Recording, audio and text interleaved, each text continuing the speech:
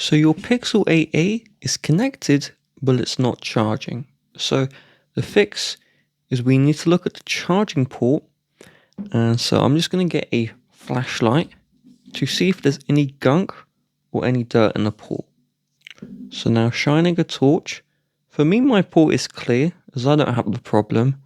But for you, you may see some gunk or dirt in the port, and so this must be cleaned. So you can get either an old toothbrush, this is recommended, or you can use a needle or some thin tweezers. If you do use the thin tweezers or needle, insert into the bottom right of the port, push across and pull up, and do the same for the top right, and repeat this multiple times.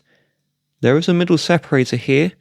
You can rub against it, but add minimum force. You don't want to add too much force. Now with a toothbrush, you can just rub in, with a toothbrush.